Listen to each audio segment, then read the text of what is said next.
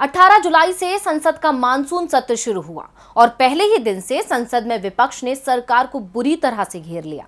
सत्र की शुरुआत से ही विपक्ष सरकार से बढ़ती महंगाई पर चर्चा की मांग कर रहा था, लेकिन सरकार महंगाई पर चर्चा से भाग रही थी, जिसका नतीजा ये हुआ कि विपक्ष को संसद से सड़क तक जमकर प्रदर्शन करना पड़ा।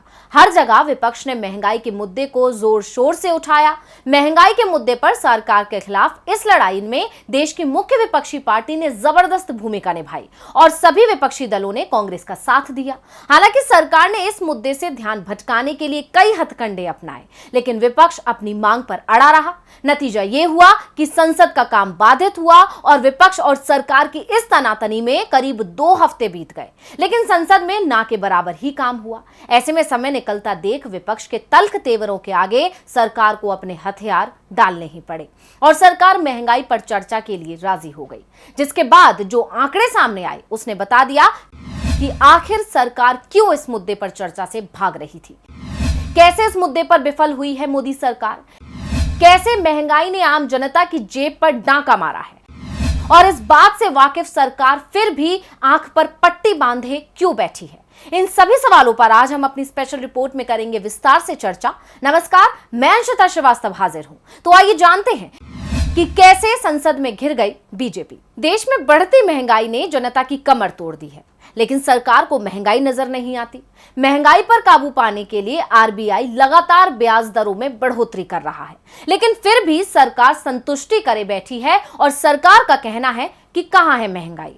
महंगाई दर तो 7% के आसपास बनी हुई है, पहले तो दोहरे अंकों में रहती थी, जबकि आरबीआई का दावा है कि आदर्श परिस्थिति में महंगाई दर 5% से नीचे रहना चाहिए। इसके ऊपर महंगाई दर जाती है तो जनता की परेशानी बढ़ाती है। लेकिन संसद में वित्त मंत्री निर्मला सीतारमण अपनी सरकार की बड़ी उपलब्धि बताते हुए कह रही हैं कि इस समय 7% महंगाई दर है। दरअसल सारे पैंतरे अपनाने के बाद जब सरकार विपक्ष की आवाज नहीं दबा सकी तो सरकार को मजबूरन महंगाई पर चर्चा करने के लिए राजी होना पड़ा, जिसके बाद वित्त मंत्री निर्मला सीतारमण ने लोकसभा में आंकड़े पेश किए, जिससे साफ हो गया कि सरकार को भी देश में महंगाई दिख तो रही है, लेकिन सरकार ने आंखों पर पट्टी बांध ली है। बता दें कि वित्त मंत्री निर्मला सीतारमण ने कहा कि हमने मुद्रास्फीति की दर 7% से कम रखा है। फिलहाल खुदरा महंगाई 7% पर है। यानी निर्मला सीतारमण ने यह बात मान ली कि अभी देश में महंगाई है और ये आंकड़ा आरबीआई के उस स्केल से भी काफी ऊपर है और आरबीआई भी अपनी कई रिपोर्ट में बढ़ती महंगाई का जिक्र कर चुका है। इतना ही नहीं, मौद्रिक नीति समिति यानी एमपीसी ने अपनी अप्रैल और जून की बैठकों में 2022-23 के लिए मुद्रास्फीति दर में बदलाव कर उसे 6.7% कर दिया है। मई में थोक महंगाई दर 15.88% रही थी, वहीं अप्रैल के महीने में ये 15.08% थी। साल 2012 के बाद पहली बार महंगाई दर इस लेवल पर पहुंची है। मई में खुदरा महंगाई दर 7.04% थी। सिर्फ इतना ही नहीं, रेटिंग एजेंसी क्रिसिल ने 2021-22 के मुकाबले चालू वित्त वर्ष में खाद्य वस्तुओं की कीमतों पर दबाव को देखते हुए उपभोक्ता मूल्य सूचकांक यानी सीपीआई आधारित महंगाई दर 2022-23 में 6.8% रहने का अनुमान जताया है, जो कि भारतीय रिजर्व बैंक यानी आरबीआई के 6.7% के अनुमान से ज्यादा है। इसके अलावा एक्सिस बैंक के चीफ इकोनॉमिस्ट सौगात भट्टाचार्य का कहना है कि रिजर्व बैंक भले ही एक कदम महंगाई दर को काबू में रखने के लिए उठा रहा है, लेकिन देश में इन्फ्लेशन अगले कई महीनों तक 6% की सीमा के ऊपर ही बना रहेगा। उनके मुताबिक सितंबर में महंगाई दर और बढ़ेगी, जिसके बाद इसमें कुछ नरमी आ सकती है। लेकिन कुल मिलाकर वित्त वर्ष 2022-23 के दौरान देश में खुदरा महंगाई दर यानी कंज्यूमर प्राइस इंडेक्स यानी सीपीआई के औसतन 6.7% पर बने रहने के आसार हैं। भट्टाचार्य का अनुमान है कि देश में मार्च से पहले महंगाई की दर 6% से नीचे नहीं आने वाली। यानी विपक्ष के साथ साथ कई रिपोर्टों में भी यह दावा किया जा रहा है कि देश में महंगाई आसमान छू रही है और आने वाले समय में इसके कम होने के दूर दूर तक कोई आसार नहीं है। लेकिन सरकार अभी भी बड़े प्यार से जनता की आंख में धूल झोंकने का काम कर रही है। निर्मला सीतारमण का दावा है कि भारत में यूएस की तरह मंदी नहीं आने वाली, लेकिन जिस तरह विपक्ष ने सवालों की झड़ी लगाई, उसने एक बार फिर सरकार के दावों की पोल खोल दी। राहुल गांधी ने ट्वीट कर कहा, अमृतकाल के जश्न में मगन भाजपा सरकार ने सदन में कह दिया कि देश में महंगाई है ही नहीं। खैर, इन्हें महंगाई दिखाई कैसे देगी? आंखों पर अहंकार की पट्टी बांधकर मित्रों को फ्री फंड में देश की संपत्ति जो बेच रहे हैं। वहीं बीजेपी सांसद प्रकाश जावड़ेकर ने राज्यसभा में दावा किया कि सरकार ने 2 साल तक 80 करोड़ लोगों को फ्री में राशन दिया है। दुनिया में कहीं भी ऐसा नहीं हुआ। टीएमसी सांसद डेरेक ओब्रायन ने कहा, हमने बार बार सरकार को चेताया था मगर वो सुनती ही नहीं। लोग कह रहे थे कि इतना दिया उतना दिया, इतना दिया तो बंगाल में जीत क्यों नहीं हुई। एआईएमआईएम सांसद असदुद्दीन ओवैसी ने कहा कि युवा, महिला, मजदूर, गरीब सबकी मोदी सरकार की गलत नीतियों ने कमर तोड़ दी है, जबकि अरबपतियों की संख्या लगातार बढ़ रही है। उन्होंने कहा कि युवा बेरोजगार हैं, आंगनवाड़ी वर्कर 4500 रुपए मासिक पाकर कैसे जीवन गुजारें। महिलाएं महंगाई से परेशान हैं, मजदूर और गरीब भूखे पेट सो रहा है। दूसरी तरफ देश में 215 अरबपति पैदा हो गए हैं। केंद्र सरकार ने 15 राज्यों को 4700 करोड़ का बकाया नहीं दिया। स्कूल जाते मासूम बच्चे प्रधानमंत्री से पूछ रहे हैं कि पेन और पेंसिल पर जीएसटी लगा दी। एनसीपी सांसद सुप्रिया सुले ने भी बीजेपी की कद्दावर नेता को याद किया। उन्होंने कहा कि सुषमा जी कहा करती थी कि आम आदमी को आंकड़ों की भाषा समझ नहीं आती है। वो समझते हैं तो सिर्फ ये कि उनकी जेब से कितना पैसा निकल रहा है। कांग्रेस के सांसद मनीष तिवारी ने कहा कि पिछले 14 महीनों से महंगाई दर डबल डिजिट में है। शमशान घाट के निर्माण पर भी 18% जीएसटी लगाने की जरूरत पड़ गई।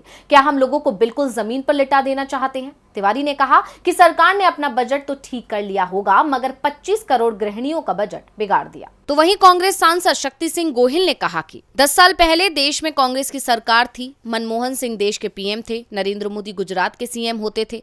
उन्होंने गुजरात विधानसभा में कहा था कि महंगाई को देखकर मुझे कहना पड़ता है भाइयों बहनों, ये महंगाई को रोक नहीं सकते। सच को परेशान करने या जेल में डालने से ना तो रावण का शासन रहा था, ना कंस का रहा था, ना अंग्रेजों का रहा था। तृणमूल कांग्रेस की सांसद काकोली घोष दस्तीदार ने तो लोकसभा में दांत से कच्चा बैंगन काट कर खाया।